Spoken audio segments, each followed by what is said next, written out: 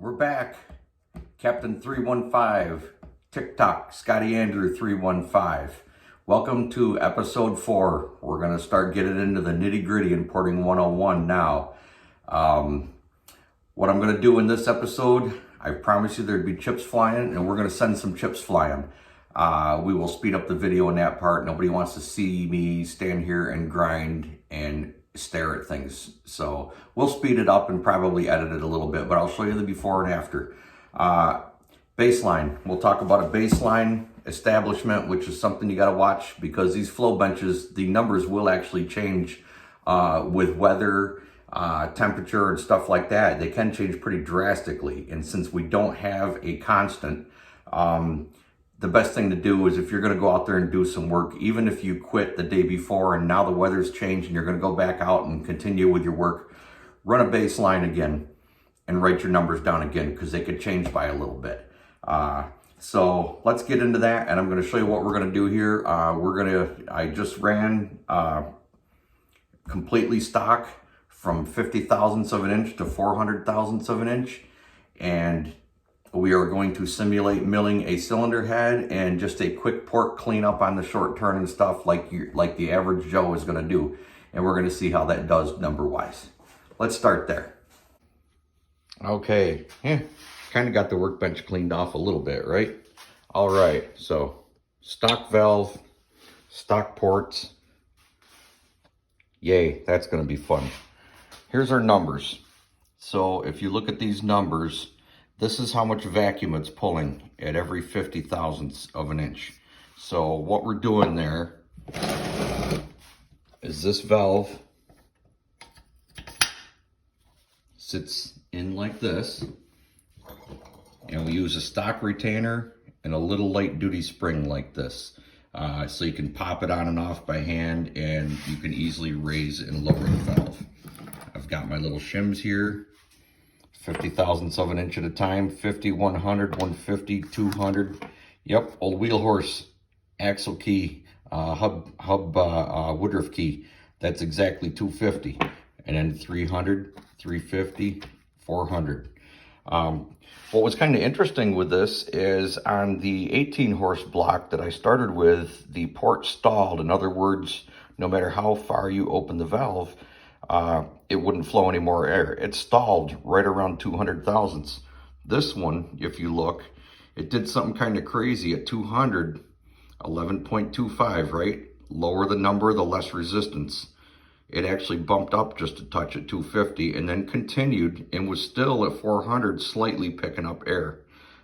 That was kind of interesting. I don't know why. That could be like we're talking about establishing baselines, but I tried that 18 horse a couple of times getting baselines, and it was just done at 200, maybe 250. Kind of interesting. So let's go back to this.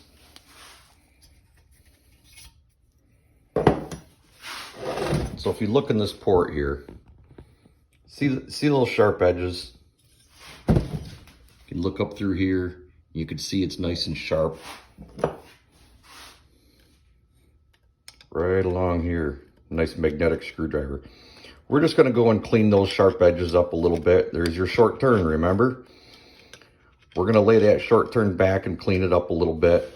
And to simulate the average Joe porting job here that most guys are going to do, they may mill their cylinder head. So what we're going to do is we're going to put just a real thin coat of sealer on here and eliminate the head gasket. That's going to simulate milling the head about 40 thousandths of an inch. So let's get to porting.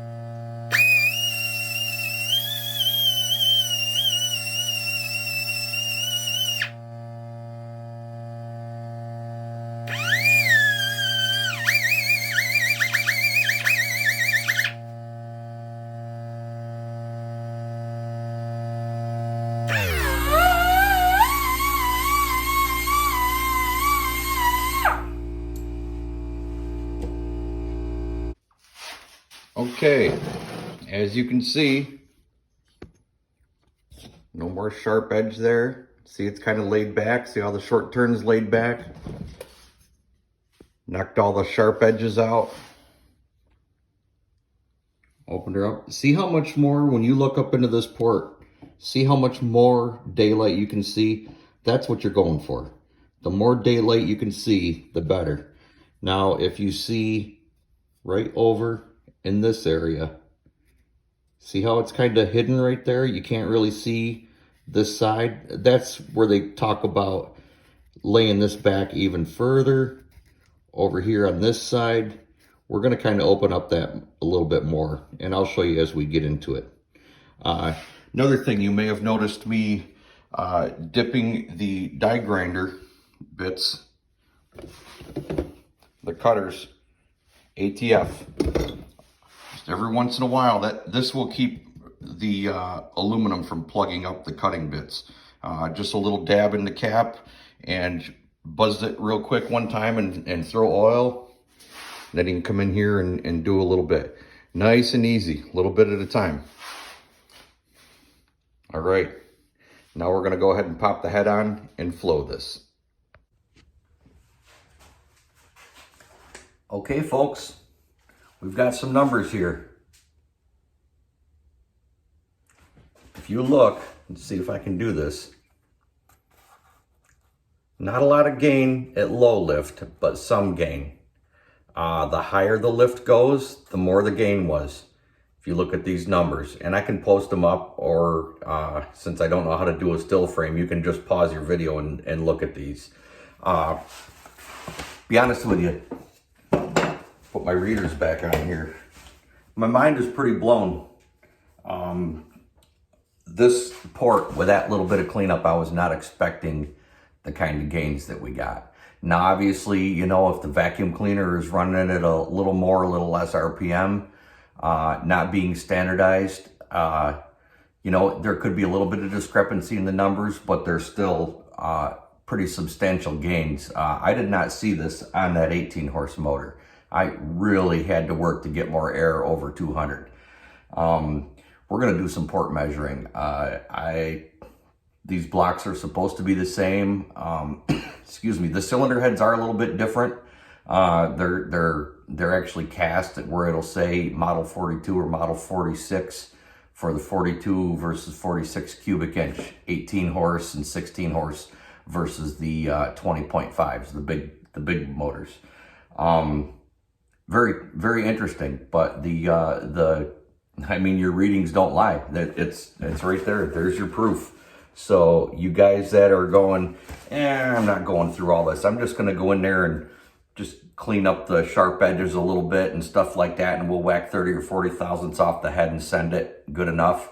Are you gaining anything? You are absolutely gaining.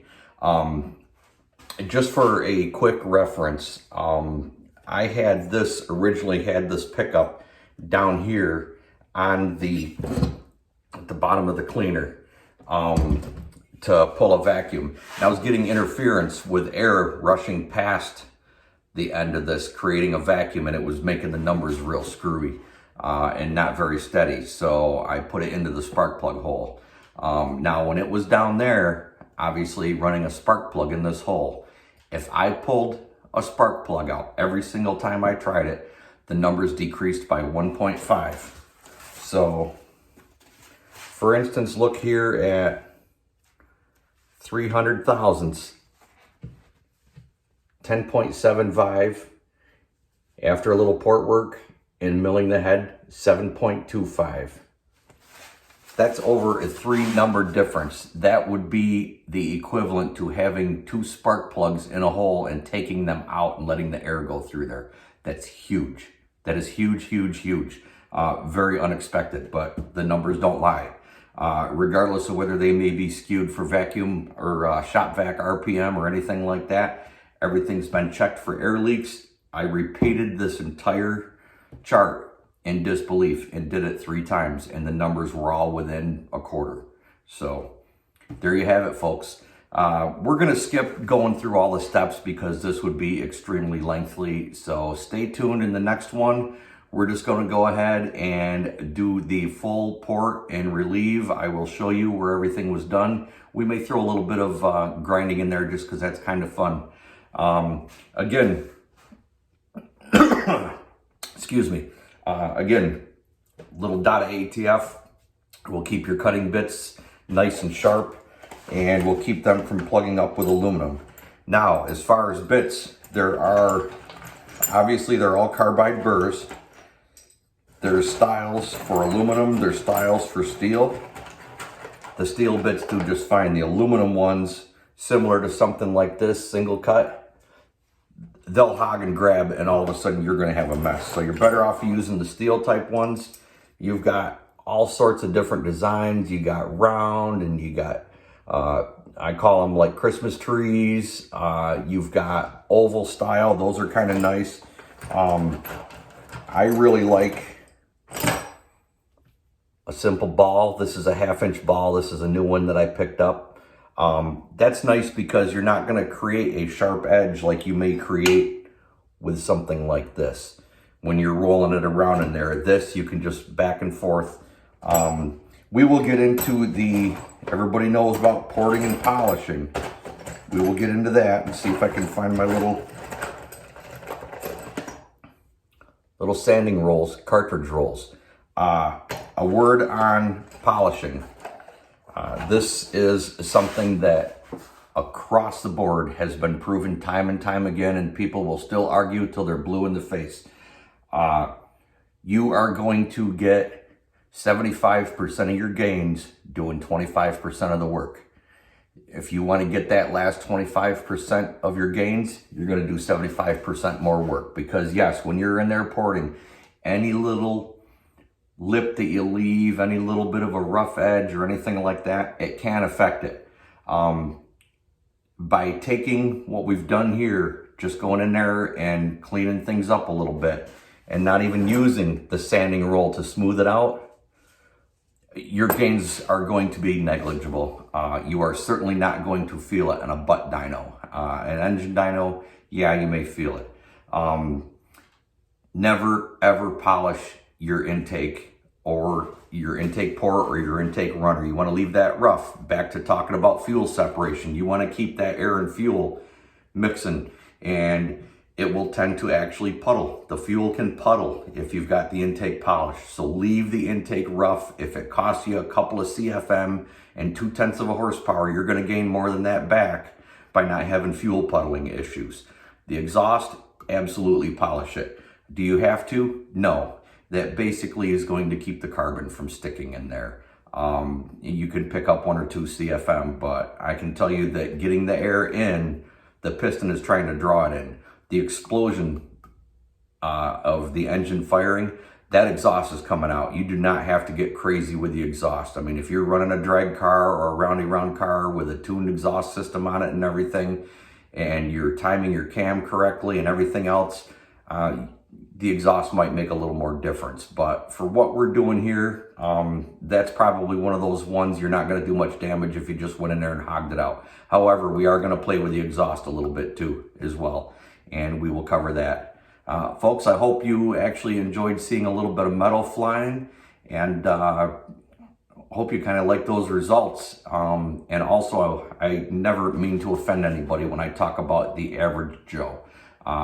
Most people don't either have the skills or the equipment or the experience, or they may just be a little nervous about doing stuff like this. So maybe I should call it inexperienced engine performance people instead of the average Joe. Most people aren't going to go this in depth. I'm hoping this will trigger some of you to actually go this far in depth with an engine, and you will see in the next couple episodes how much you're leaving on the table going from just a basic cleanup to a full job. Stay tuned.